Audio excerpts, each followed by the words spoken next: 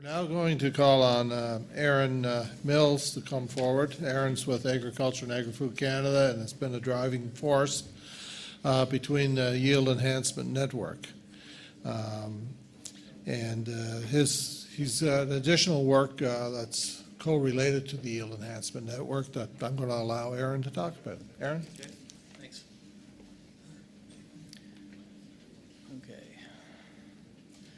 Okay, good afternoon, everyone. It's our yearly yen update. Okay. First off, I just want to thank everybody that is part of the yen. Really, we couldn't do it without growers continually volunteering to be part of this. We're reaching a point now where our data is actually starting to tell us something, and we're really starting to see a difference in the province for yields. Steve Howitt stepped up as the yen coordinator. This was badly needed, and he's really taken a lot of that administrative burden off of AAFC's hands, so we can focus more on the data analysis. And then we have our cooperators, Dave Bell and Caitlin Congdon, our modelers, Kristen and Mortiza. Sylvia and Christian are in my lab. They help out quite a bit. And Sherry Fillmore is a stats wizard down in Kentville that does all the analysis of this. And I feel like I should thank Steve Watts because he's had to sit through this presentation like 3 times in the past 3 weeks. So thanks, Steve.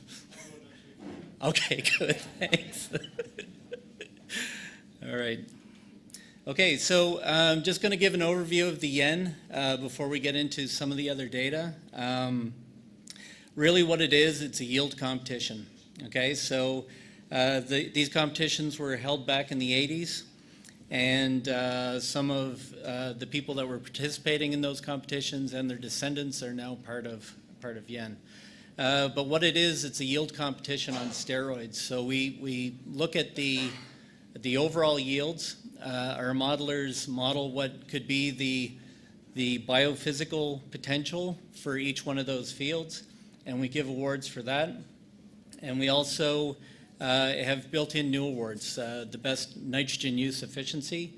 And with Steve Howitt's participation, he's really dialed in the highest economic return, that's always a question that everybody asks is, okay, well, the yields are what they are, but how much did you pay to get those yields?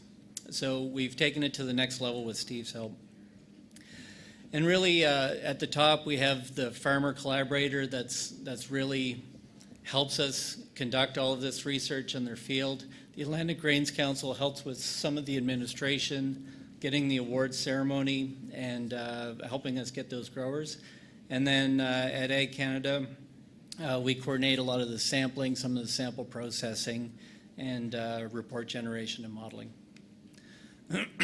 So this is what the process looks like. If there's any yen curious people in the audience, this is really the whole continuum that we go through every year. We're going into year 7 of the yen, and I'm just going to go through each one of these steps. First off, we recruit the farmers, and we identify the fields early on. Back when we first started, there was a few guys that were getting wise to this, and they'd wait until July, and it's like, oh, I think that field right there, that's going to be the good field. We're trying to do a cutoff date earlier and earlier so that we're focusing more on management rather than just luck of the draw. This is what the landscape looked like this year, and we're really starting to push into this part here. We've never actually had yen fields in this part of the region before. Quite a heavy concentration in Western New Brunswick, and a few participants here in the valley and Truro and the corridor area there. Okay, so we identify the fields, and then we move in and collect plant and tissue soil samples. We get a verified yield, and that has to be independently verified, and then we collect the management data. And really, collecting the management data is one of the most administratively intensive parts of the whole process, and Steve did a really good job of that this year. So we have Steve Howitt here, my left, your left as well.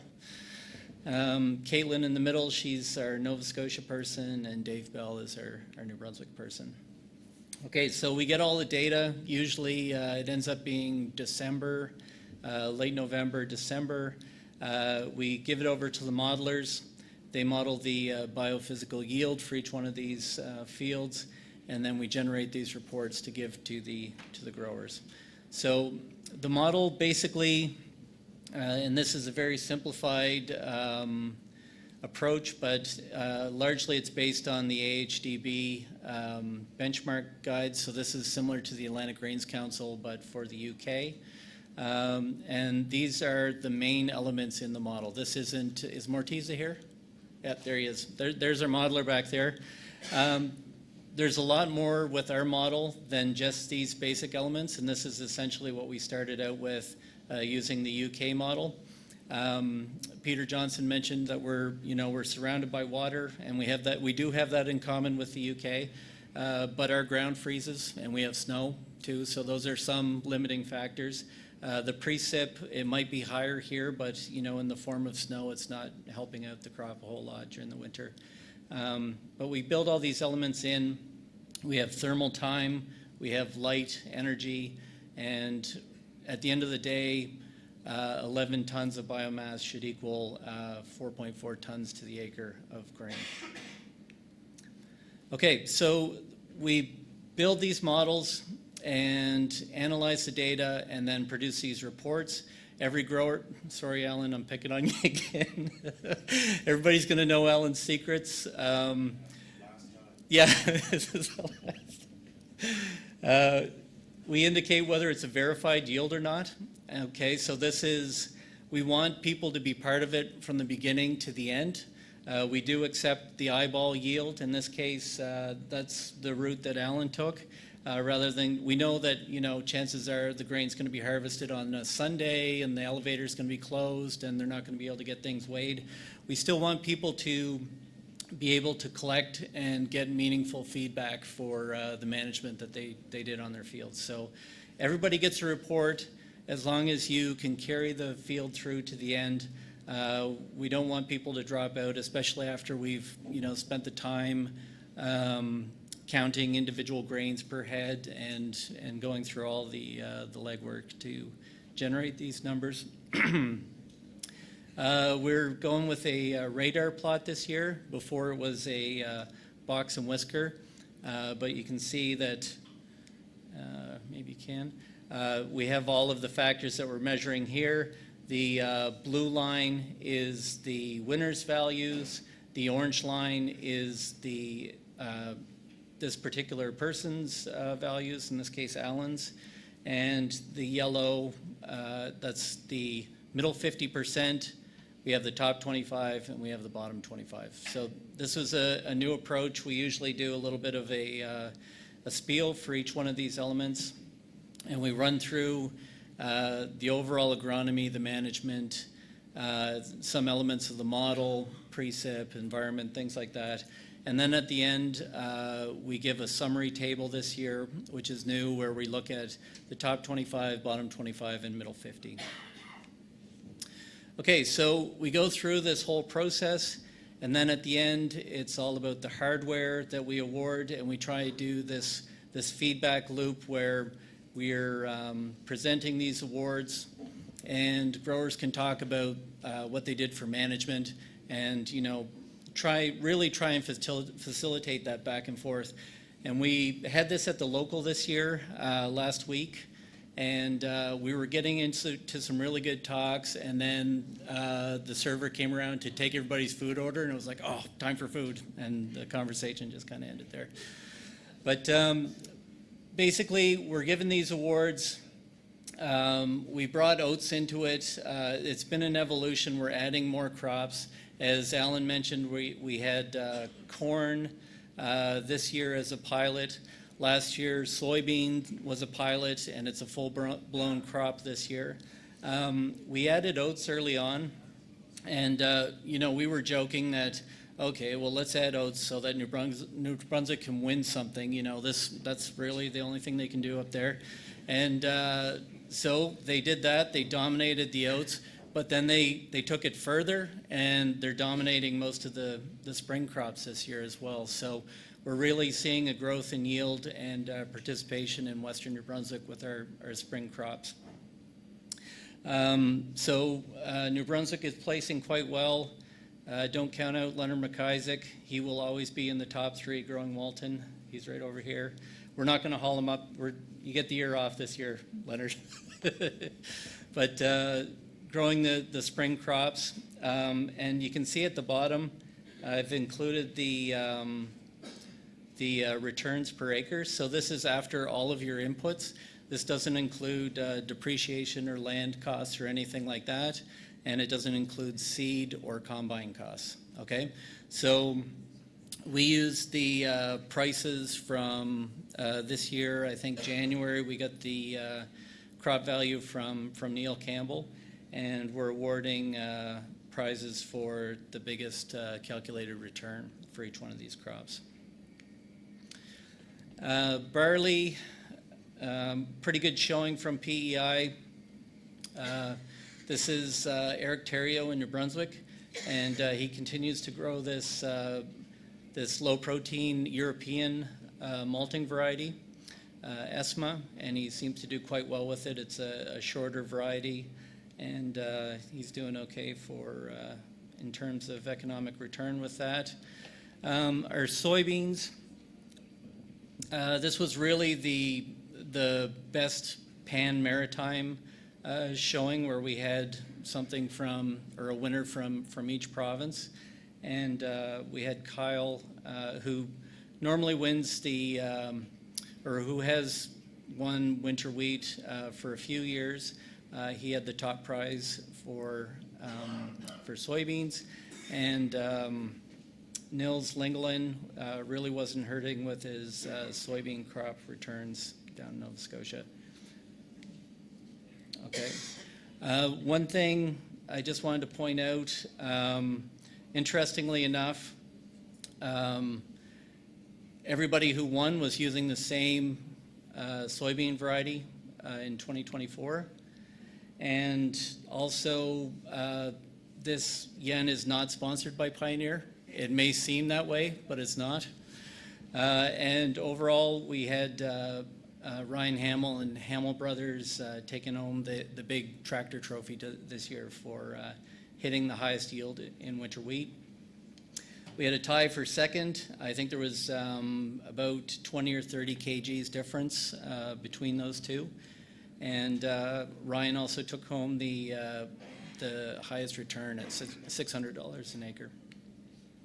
Okay, so what have we learned from yen to date? As this is basically shows the growth of yen, we're up to 125 entries with 6 crops for 2024, and we really have seen management complexity increase as we're going through. So you can tell this is essentially Ryan's recipe from 2024. We're looking at multiple top dresses. We're looking at growth stages. Okay, so we're looking at seed populations, so just really a shift towards more precise management. We're not talking in pounds per acre of seed. We're not talking about spraying, early July or whatever. Everything is getting more focused, and we're really paying a lot more attention to the crop. So this is builds on what Peter Johnson was talking about earlier when we're talking about our early planted, and this isn't the first time that I've showed this slide. Excuse me, I'm getting a little dry up here. This is the number of weeks after Labor Day. So 1 week after Labor Day, 2 weeks, 3 weeks, 4 weeks, 5 weeks. And you see that we have the yield with the blue bars, and we have this line here, and that's your plant population, right? So when we're talking about tons per acre, we can also talk about millions of seeds per acre. So everybody's just around this 1.6 million seeds. And you can see as we get later and later and later, we're trying to make up for that by increasing the seeding rate, but we're really not it's not translating into yield. And really it all comes back to that tillering that Peter Johnson was talking about early on. Really, we're not going to get any tillers later on. We may get some tillers in the spring, but really what we found out is we do not carry yield on our tillers here for our spring crops. We have to get the tillers in the fall so that they're productive heads going into the next growing season. So if your winter wheat is tillering in the spring, you're basically managing it like a spring crop, and you're losing all those benefits of having a winter crop in there earlier.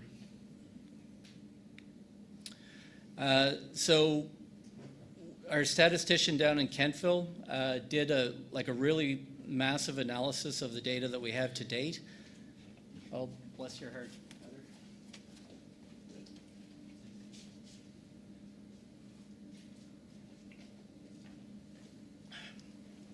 It's way better at the award ceremony when I have a beer in my hand and I'm doing this. Okay, so we used some really fancy analysis to bring out some of these bigger trends. And really, when we look at these early dates, so these are the earliest dates of the top 25 growers, right? October 6th is not early. October 4th is not early. But it's when we were able to go, and every fall is different. But they just happen to be that early date. But you can see our two highest yielding years. They were, 28th versus the 29th. Obviously, one day is not that big of a difference. These are two different years, so they can be massively different. When we look at the population, so if you remember my slide 2 slides ago, we're looking at 1.6. Really, we're seeing a decrease as you increase the plant population, but chances are these guys here are planting later, right? These guys here are planting earlier, and so everybody's got unit issues today, it seems, and this is in bushels per acre. That's every bit of 4 tons per acre. Okay, we're not seeing the same effect with our spring crops at all.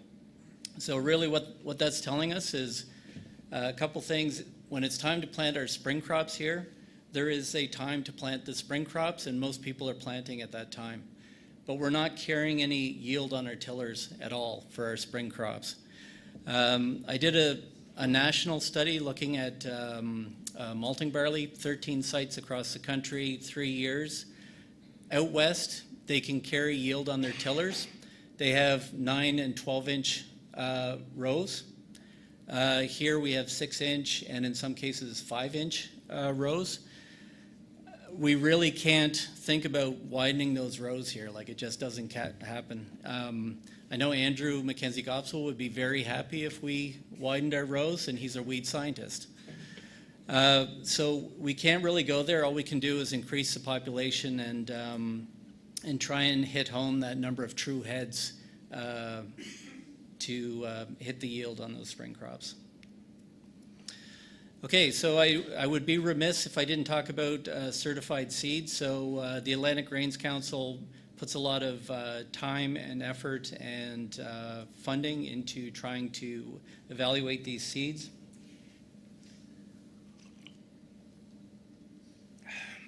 For registration, somebody in New Brunswick said we have 4 winter wheat varieties. We actually have a lot more than that. There was 26, I think, in the evaluation that went in this fall. I would encourage everybody to use certified seed. I'm going to show you a slide a little bit later on, but this is how the development from 2019, 2020, and these were the varieties that we were using in 2024. And again, we are not sponsored by Pioneer, but it seems like a lot of the guys who are winning this competition are growing Pioneer, and they're getting a really good yield out of it. Also, I would not encourage, this does not mean that, where is it? This does not mean that common seed is better. It means that the bars are stacked because it's 2 different crops, and the stats program didn't really know how to separate those two. So really, when we're talking about common seed for oats and barley, that's where it is in comparison to all of the other varieties. When we do talk about common seed, this is totally confidential. We really want growers to be honest with us with their management, and we never ever talk about any of these things other than to say that certified seed is better than common seed.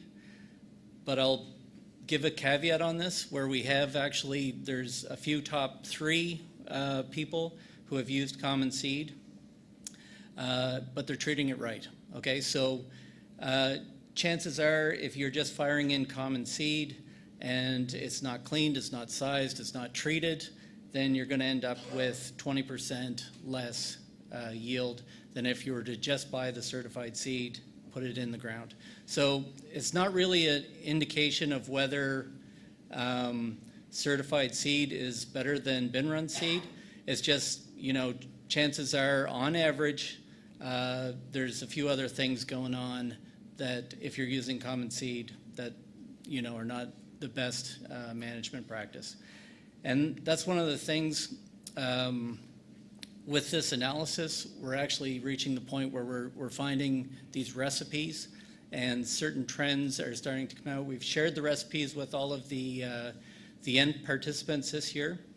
But the interesting thing is the good managers are the good managers.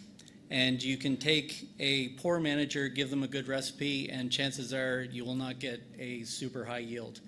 And really it's the developmental piece where we're incorporating these good habits from the data and the management recipes that we're finding, and we're starting to see an overall increase in yields in the region.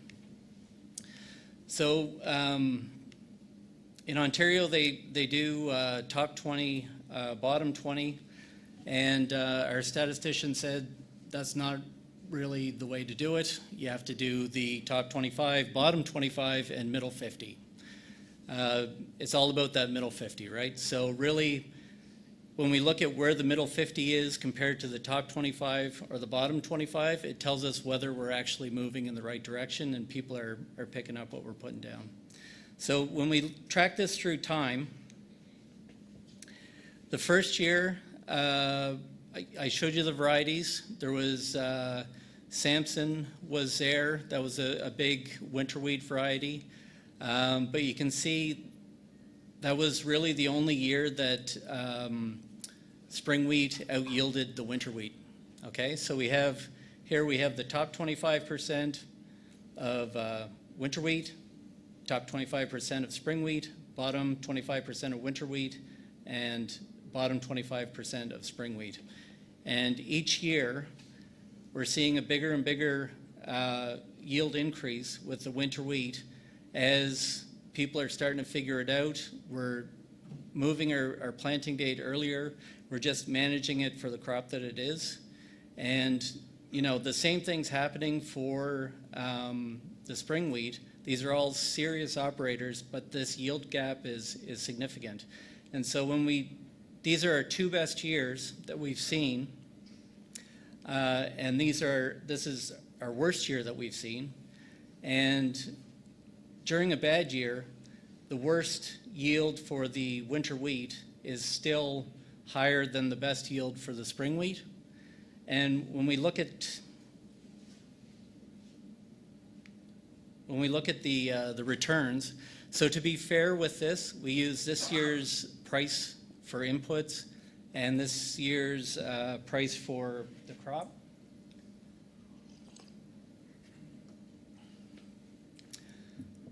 When back in 21-22, wheat was scraping $500 a ton, right? It's not there anymore. But we used that price going back just to keep everything consistent. The people in the bottom 25 on their worst year that we've had in 2023 were making about $27 an acre. And really the worst winter wheat is about 10 times that at $270 an acre. So it's not just really we've got a cover crop in our winter wheat, but there's also resiliency where we're seeing in our bad years, chances are the growers are going to come out a little bit better if they have winter wheat in the ground rather than try to manage their way out of a spring crop.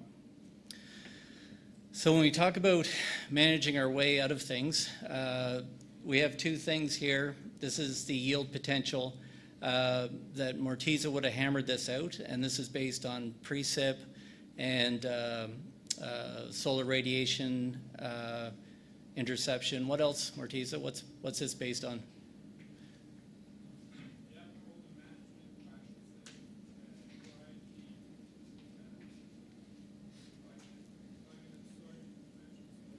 Right. Soil parameters as well. So really, this is what the modelers say should have been, and this is what we actually did see. So these are the actual yields, and these are what the yields should have been according to what the modeler said. So really, you can see blue is bad, red is good, and really we're seeing guys manage their way out of not so great conditions. Okay, so this is with our spring wheat. You can see it a little bit there, but you can really see it in our winter wheat where, we weren't really supposed to see exceptional yields this year in PEI for our winter wheat, but we actually did see exceptional yields, some serious money-making yields. And really, what we're interested in is increasing more of the winter wheat in western New Brunswick. These guys, they're hungry for that winter wheat hardware. They're sick of just having spring crops. They want to win some winter wheat prizes as well. And, on the other side of it, we're really hungry for oat fields. So if anybody's growing oats here in PEI, then put it in as a yen entry. Okay, so where are we taking this yen? We have this funding until 2028. We're really trying to add value to that report, and a big part of it is trying to build out that economics piece, and really put dollars and cents to the management approaches. There is we just got the link for a field trip to the UK. This is the Ontario Yen is basically set this up. They've got 50 seats on a bus, and we're putting this out there for our yen growers. Anybody who's interested in, it's in the middle of June to go visit these farms. One of the sites is Tim Lemmerman's site that Peter Johnson was showing, and also his neighbor Mark Stubbs was here for our very first awards ceremony. So you'll be seeing his farm, and that's really where we want to take the yen. We're seeing there are people improving their management. We are seeing that in the yields, and we're seeing that in the economic returns as well. So we're going to bring the practitioners down. First of all, we've got Ryan's here. Can you come down? The growers hate this part, but this is kind of part of it too, right? We all want them to talk about how they got to where they are and how they got the yield from last year. So we got Ryan, and John Voss, I think, is going to come down from Atlantic Roasted. There he is. All right. Okay, and so normally Kyle sent us a text saying that he couldn't come, but if you drive past, yeah, well, it's not anymore. If you drive past Kyle's farm and keep going and take a left, you'll eventually come to Tobin Stetson's place, who's going to come down, and he didn't win, but he's one of our most improved players this year, and we always focus on the winners and we focus on the gold medals, but it's really the incremental improvement that we're really interested in. And the opposite is Alan Miller here, who has access to all of the information, but we're kind of right here, aren't we? Yeah. All right, so maybe we'll just get you guys to introduce yourself. talk about the fields that you entered in the N this year, and we can field some questions from the audience. So unfortunately, Tobin, I don't have a slide for you. That's Okay, but you can talk about your recipe. Okay, so looks like John Voss. Can you see that? Can you see that? Oh, yeah, that's good. Okay. Name's John Voss. Work with Anthony Neighbors at Atlantic Roasted Products. We pretty well put every field in here this year, every variety we grew, really. We done well with the barley. Really nothing special, just kind of every year thing we do with it. Just the 12, 20, 24 down the tubes, and then 150 pounds UAS with zinc and boron at pre-plant, and then we hit it with UAS coated in agrotane at 125 pounds, and run the stack program, thanks to Eric Richter up there. And yeah, nothing real special about it, just kind of the same thing we do every year.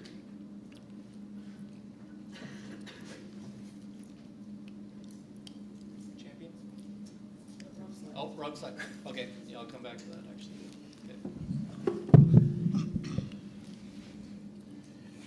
Hello, Ryan Hamill, Hamill Brothers.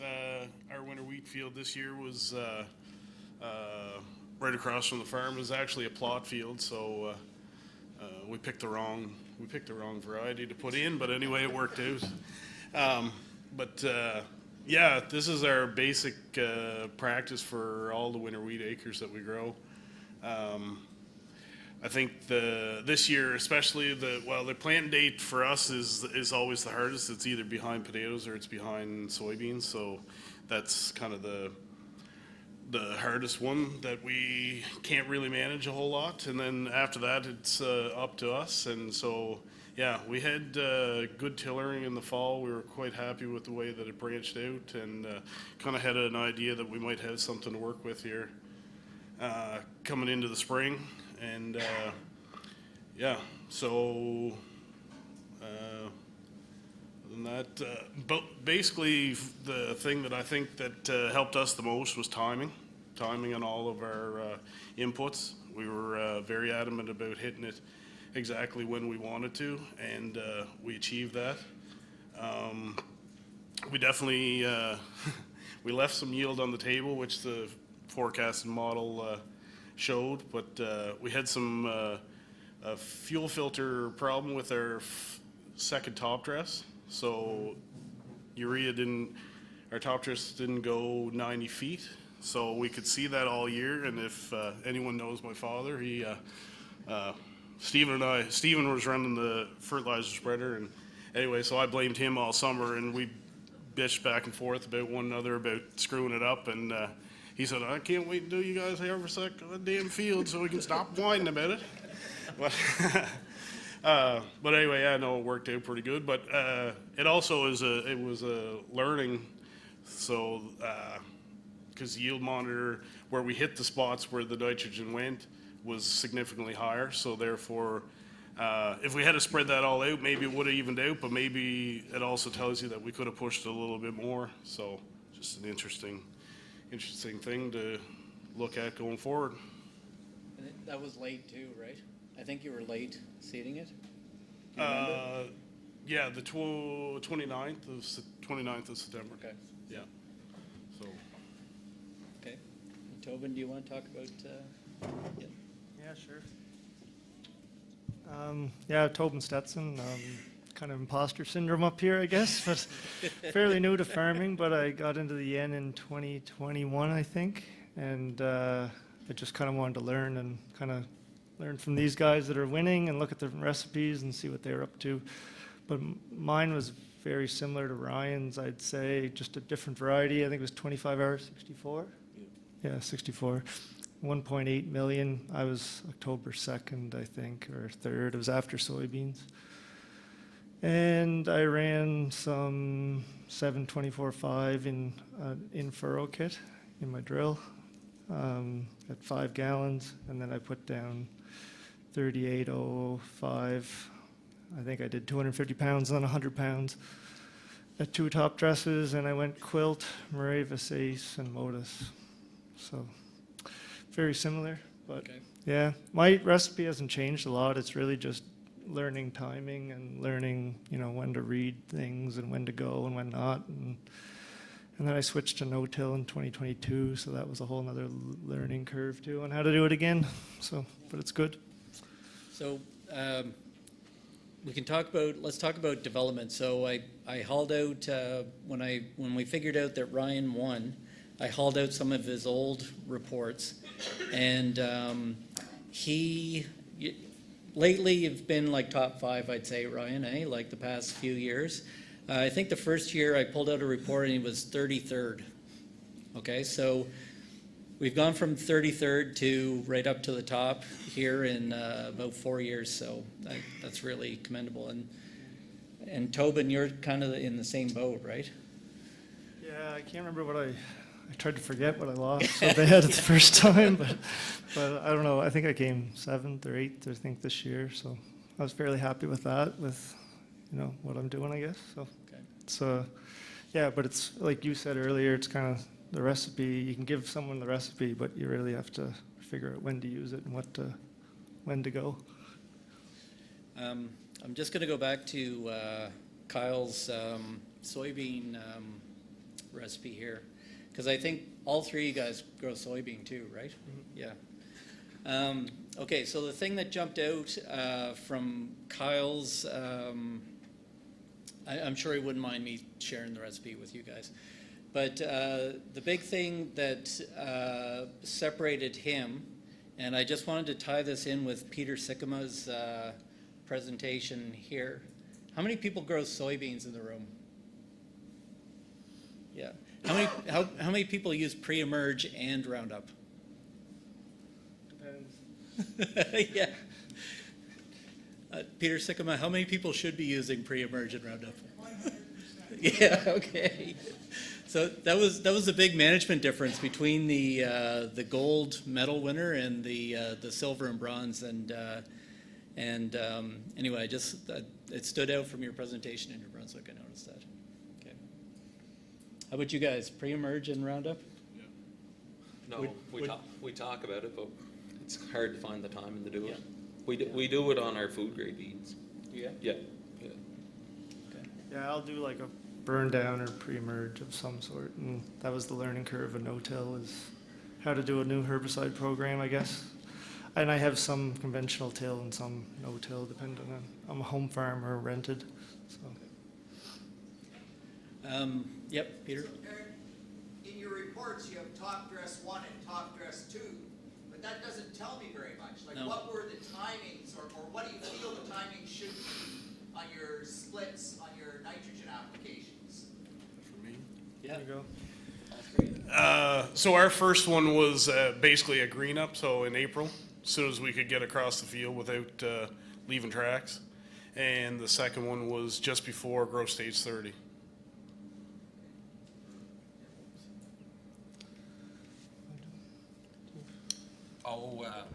With the barley, we usually we do the pre-plant like the day before. We just kind of throw it on and work it in, and then our second top dress, I'd have to go back and look, but I'm not good with keeping numbers in my head, but I do have it written down.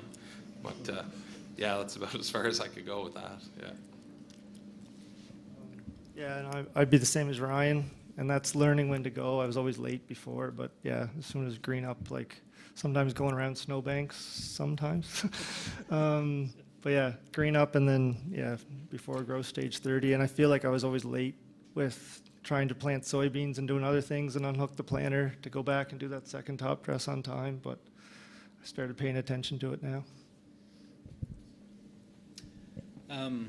Just on that, like rushing and having a lot of, we have a short growing season.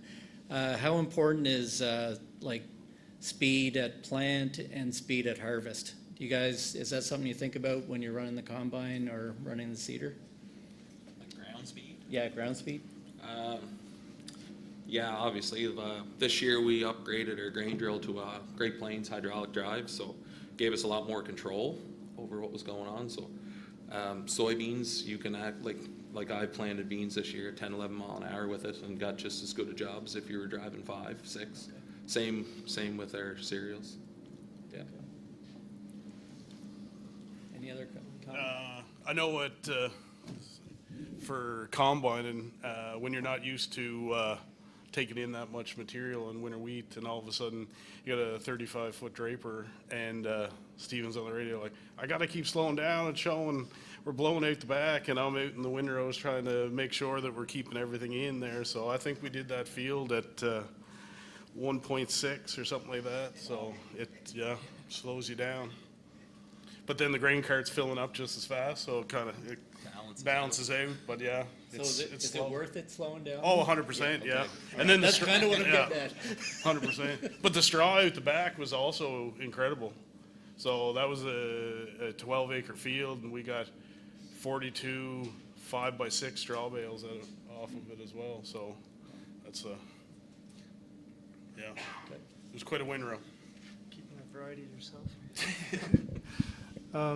Yeah, Kyle Jewell actually combines for me, so you'd have to ask him, but I think he might go a little fast when he gets to my field notes.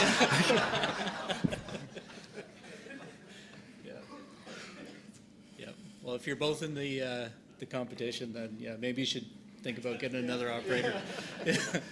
All right. Any other questions before we wrap this up? No. Okay. Maybe give these guys a hand and.